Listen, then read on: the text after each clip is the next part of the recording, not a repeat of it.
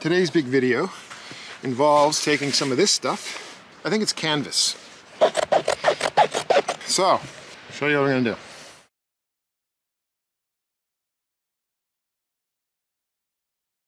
Supposedly this stuff reflects 97% of the ambient heat or radiant heat from the hive back to the bees. So I'm going to take off this mesh. So the advantage of having the screen there is I could just pop the top off, look inside, and when the bees come over that those top bars, I know they're probably eating through their honey and they're starting to run low on honey, and it might be time to give them a little extra supplement feed of some sort. And that's because I could see them through this mesh. But if I put this on top of it, I'm not going to be able to see what they're doing. I'll do it anyway. Here we go. I'm just going to take this this piece of canvas and I'm just going to pin it to the inner cover, over the inner cover hole. And so now we've got essentially a ventilation rim. This little bit of insulation underneath it. A porous canvas covering over the hole so that moisture can escape through this, but the heat, that little bit of canvas is still thick enough that it'll keep the heat in. And it doesn't, just all the heat doesn't escape. But if any moisture escapes, it will still evaporate out these ventilation holes. And so maybe it'll still provide adequate ventilation, but maybe it won't. So instead of using the old Vivaldi board or ventilated quilt box and all that other jazz that requires wood chips or pillows and all that other stuff, it's just, boom, it's just that. It'll hold the heat in, but moisture can still come out of that, through that, and that's it. And maybe this here will provide enough insulation that I don't have to worry about it. So we'll see. That's my idea.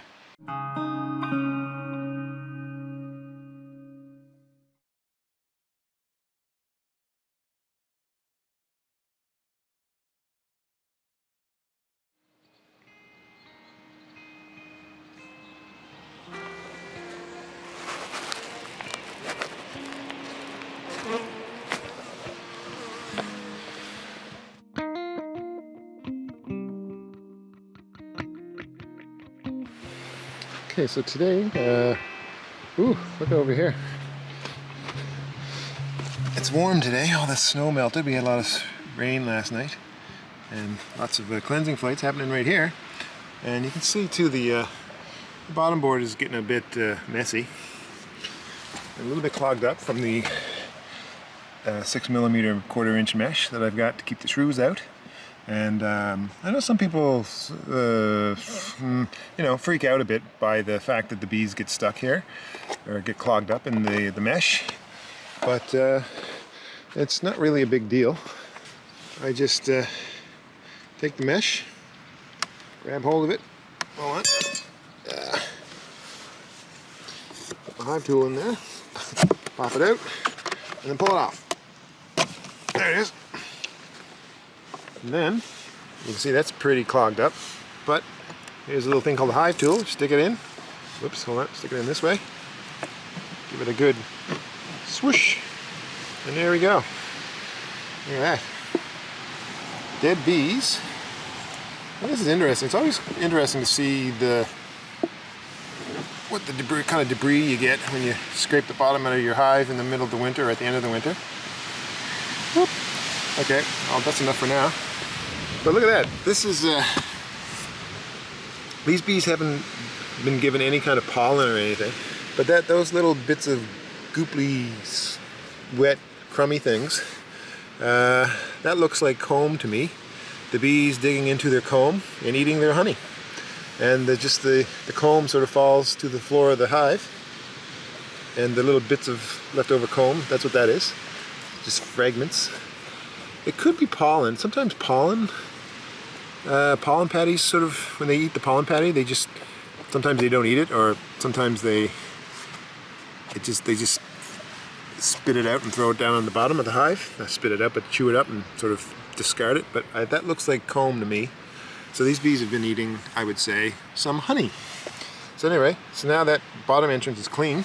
So step 2 is put it back on. I take my mesh, whoop, put it back, and I put it back on. I use tacks. I use heavy duty tacks. And for me it works. And sometimes the tacks go flying when I pull off the mesh. So I gotta dig them, find them in the dirt. And if I lose them in the grass, they just turn to rust and eventually turn to nothing, which is not a big deal because it's just a little bit of iron, never hurt nobody. And then there you go, huh? Clean. And so I'll check around some of the, like this one, I'll clean this one out. I think this one over here up there needs to be cleaned out. But that's it, you know, it took, 30 seconds. No biggie. These guys are out today. This is the warmest day we've had this winter. And they're getting out. But that's not what I came here to make a video about today. Today's big video involves taking some of this stuff. I think it's canvas. It's pretty thick too. I got this from a beekeeper who got out of beekeeping. I don't remember. Was it last year? This past summer? I can't remember now. Anyhow, I'm gonna cut it. I'm gonna show you what I'm gonna do. All right, there's a little strip. Got this whole roll of it. Don't need the rest of it. And I'm gonna use this on 2 hives, I guess. Yeah, 2. And what I'm gonna do is I'm gonna cut a hole, cut a bit of this canvas, nice big fat square of it like that. Probably do. Whoops. I got my titanium scissors that I've had for years. Costs a little extra, but boy, it doesn't rust, cuts through anything. I cut my mesh through this. I cut everything with this. So there we go. 2 pieces of canvas. I'll cut 2 more pieces just for fun. There we go. Okie dokie smoky. So, I'll show you what I'm gonna do. The bees living in this hive and the bees living in that hive seem to be doing pretty good. They're clustering, compared to all the other colonies in this bee yard, they're clustering well below their top bars, and they have been since the beginning of the year, which I always take as a good sign.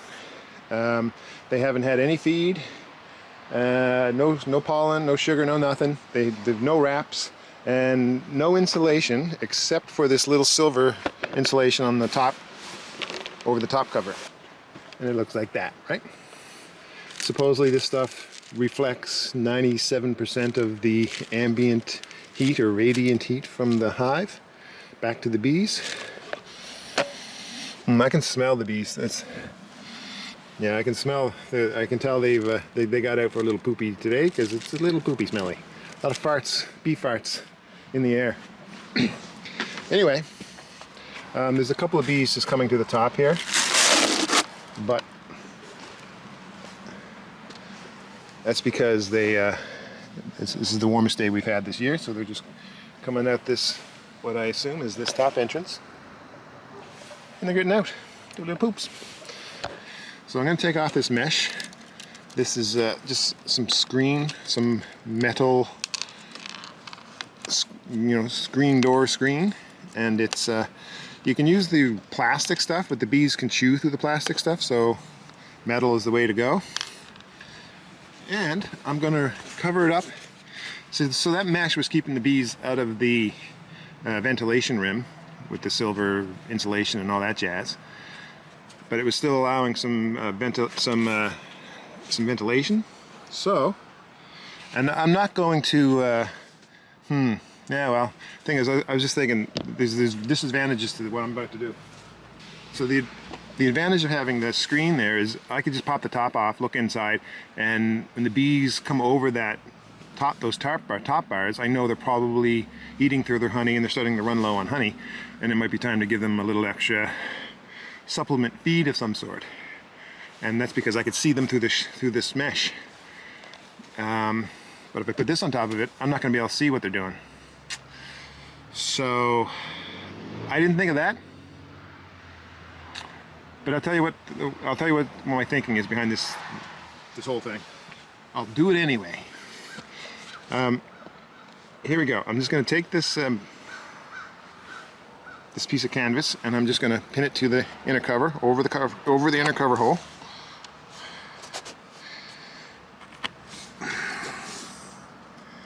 And my idea is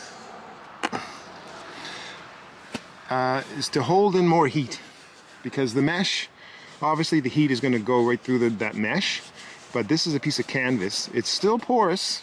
I hope it's still porous anyway. I hope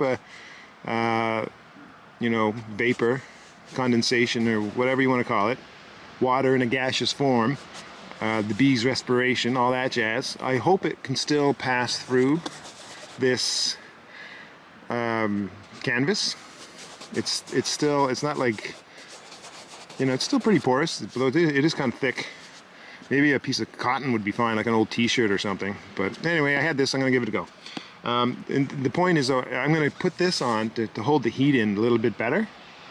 And so hopefully we'll still get the same moisture release from that hole underneath it, but it'll hold in the heat a little bit better. And so now we've got the same setup for the hive. We've got essentially a ventilation rim, this little bit of insulation underneath it, and a porous canvas covering over the hole, so that moisture can still escape, sort of get through that. I just don't know, that might be too thick. I don't know if that's actually going to work, but we'll see. Moisture can escape through this, but the heat, it'll still, that little bit of canvas is still thick enough that it'll keep the heat in, and it doesn't, just all the heat doesn't escape. But if any moisture escapes, it will still evaporate out these ventilation holes. And so maybe it'll still provide adequate ventilation, but maybe it won't. But it's still, so instead of using the old you know, Vivaldi board or ventilated quilt box and all that other jazz that requires wood chips or pillows and all that other stuff, it's just, boom, it's just that. It'll hold the heat in, but moisture can still come out of that, through that, and that's it. And maybe this here will provide enough insulation that I don't have to worry about it.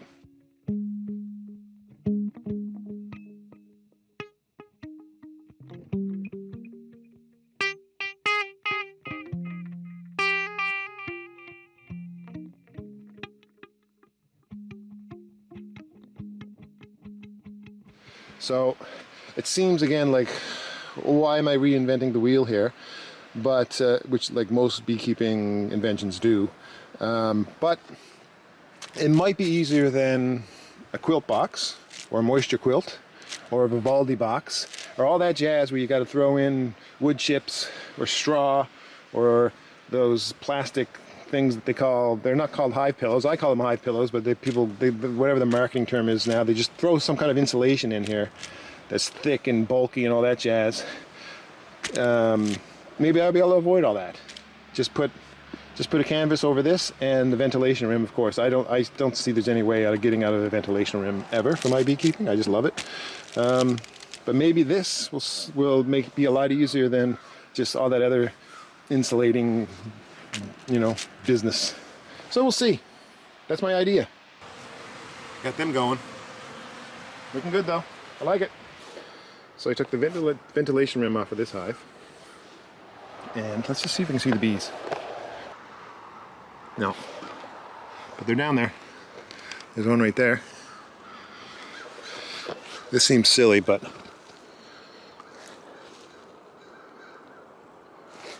wow. I'm just smelling it. It's funny too. I can feel a breeze blowing up to that hole. I might start blocking off this bottom entrance for with those shelters that I made in some of my earlier videos. But anyway, let's give this a go. So these bees are clustering way down low, so they're good. This colony, the queen, was slowing down going into the winter, and she needs to be replaced. It's possible that she may not make it through the winter, so I plan to get a mated queen and have her replaced as soon as I can next spring. Anywho, so here's my little piece of possibly too thick canvas.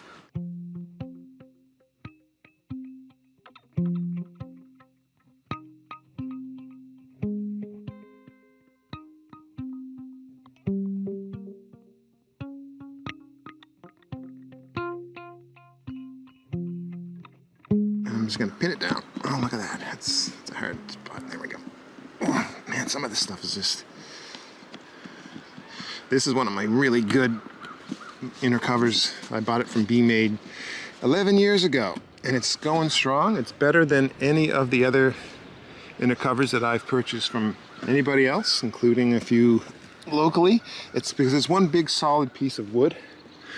It doesn't have that thin piece of wood in the middle, which is sometimes made out of wood paneling type of material. The good ones are made with thicker material, but this stuff it's a massive thick piece of plywood with a rim on the edge, your standard notched entrance, which you can't see right there, and it's wax coated, and that wax coating is just the way to go. It's so good. I've never had to this is just a solid bottom board. It doesn't warp. It's never warped. I've had some that I've purchased from places I won't say, but they've warped, and sometimes the inner piece of wood around the rim, inside the rim of the inner cover, just sort of disintegrates. And when they're not wax coated too, moisture can come in, seeping in on the sides, which I've just saw in a recent video of mine if you follow me, and I lost my train of thought because a bee just crawled up my sleeve. But anyway, these are I love these inner covers, and I wish I could get more of them because they're the way to go. But I'm going to make some more probably this year on my own, because it's just a piece of plywood, a thick piece of plywood that's not going to warp. And I'm going to coat them with beeswax. I'm going to paint them with some beeswax. Oh, that's what I know what I was going to say. I was going to get make some more of my own bottom boards and paint them with beeswax, because I've noticed that the beeswax components that I have, the ones that are coated or dipped in beeswax, they last much longer than all my other components. Anyway, let's put this baby back together. All right, so there it is. Again, maybe this would have been better if I just took an old t-shirt or something, just an old piece of cotton, or just a thick piece of cotton instead. Just because maybe cotton would be more porous, and it would allow more. I'm touching this right now, and I can see condensation building up inside this thing, inside the hive, because this is pretty hard. But anyway, we'll see.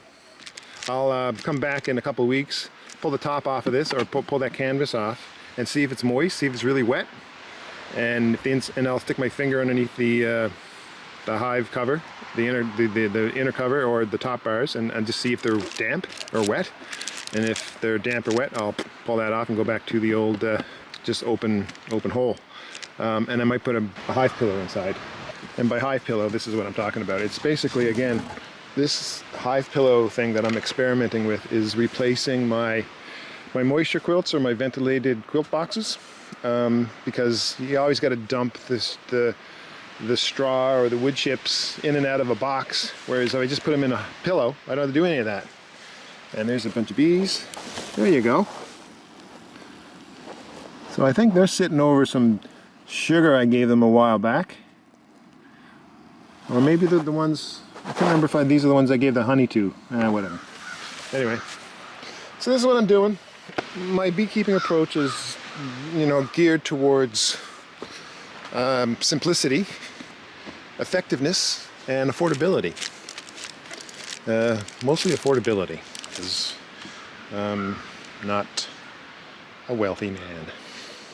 And while I'm praising some of my hive components, this is one of my original top covers that I bought from B-Made in Manitoba in 2009, and it weighs a ton. It must weigh about, I think it's like 10 pounds or something. And when you have these babies on, you don't really need to weigh them down with anything, because they just weigh a ton. But they're also wax coated, and it's never warped, and it never grows any kind of mold or anything on the wood, because the wood is just got a coating of wax on it. And the bees like it, I like it. It's never disintegrated. It holds up better than some of these other top covers. Let's see if I can find another top cover. I was going to show one of my cheaper covers, but I don't have any. All the hives in this little bee yard have good components. But anyway, big, heavy, wax dip components, good stuff. All right, so this one is, you can see here, or I can see that the bees aren't really clogging that bottom entrance, so I'm not going to bother cleaning that out. These guys are really going at it. And they're coming at the bottom entrance, which is good. Which I mean, when I say good, because to me that means that usually means they're clustering down below their honey. Yeah, these guys aren't too clogged up. I'm going to leave that alone. This one looks like a mess though, so I'm going to give this a go. Anyway, my camera's probably going to die, but this is probably it for today. Putting those little canvas things over the holes and cleaning out the bottom entrances.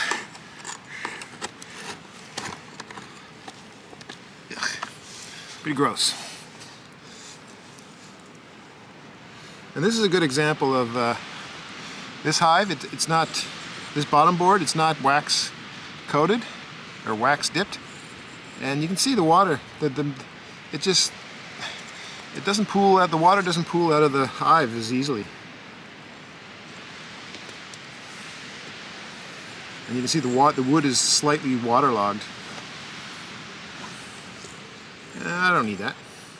Anyway, I just don't see how there's any issue of bees in my part of Newfoundland on the East Coast ever having an issue with a lack of moisture inside the hive. There's plenty of moisture in my hives for the bees to suck up and use to dissolve any sugar feedings or anything like that when it's necessary. The evil sugar. There we go. That's it. See how quick that was? Nothing to it. And this again looks like they've just been eating some of their honey, and you get that flaky comb, flaky wax.